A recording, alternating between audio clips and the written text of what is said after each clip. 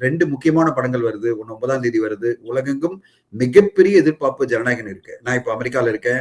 Unbelievable response. நான் அந்த டிஸ்ட்ரிபியூட்டர்கிட்ட பேசியிருந்தேன். பிரைம் மீடியான்னு சொல்லிட்டு. அவர் வந்து என்னுடைய நண்பர். நாங்களாம் ஒன்னா சேர்ந்து தான் படம் பார்க்க போறோம். ஃபர்ஸ்ட் டே ஃபர்ஸ்ட் ஷோ இங்க யூஎஸ்ல கலிபோர்னியால பார்க்க போறோம், சானோசேல. அண்ட் அவர் ஒண்ணு சொன்னாரு, இந்த படம் ஜனநாயகன் வந்து மிகப்பெரிய பெஞ்ச் மார்க்கை வசூல்ல பண்ண போகுது அமெரிக்கால அப்படின்னு சொன்னாரு.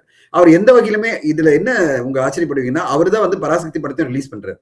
சோ அவர் தான் இங்க யூஎஸ்ல நார்த் அமெரிக்கால அவர் தான் வந்து பராசக்தி படத்தை ரிலீஸ் பண்றாரு. அவர் அதை காம்படிஷனா பார்க்கல. அவர் என்ன நினைக்கிறாரு, ஜனநாயகத்துக்கு தேவைப்படுற ஸ்கிரீன்ஸ் எல்லாம் அவரால் வந்து ஈஸியா பிக்கப் பண்ண முடிஞ்சது. பராசக்திக்கும் நிறைய ஸ்கிரீன்ஸ் கிடைக்குது. ஸோ 2 படங்களுமே வரப்போது. பொங்கலை பொறுத்தவரையும் வந்து மிகப்பெரிய லெவலில் அவருடைய டிஸ்ட்ரிபியூஷன்ல 2 படங்கள் பெரிய லெவலில் வெற்றி அடையும் அப்படின்ற எதிர்பார்ப்புல தான் அவர் இருக்காரு. அதுவும் ஜனநாயகனுக்கு வந்து இருக்கிற எதிர்பார்ப்பு மிக பெருசு. பெரிய லெவல்ல எல்லாருமே வந்து டிக்கெட் புக்கிங் பண்ணியிருக்காங்க.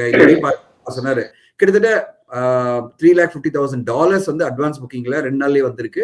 கிட்டத்தட்ட இது வந்து $1 million $2 million அட்வான்ஸ் புக்கிங்லேயே வரும் அப்படின்ற எதிர்பார்ப்பு எல்லோருக்குமே இருக்கு.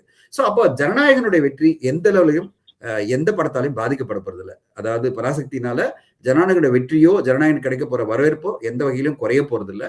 அதனால இந்த நெகட்டிவிட்டி விட்டுட்டு 2 படங்களும் நல்லா இருந்ததுன்னா தமிழ் சினிமாக்கு நல்லா இருக்குமே அப்படின்ற ஒரு பாசிட்டிவ் எண்ணத்தோட அணுகுனது தான் என்னுடைய கருத்து.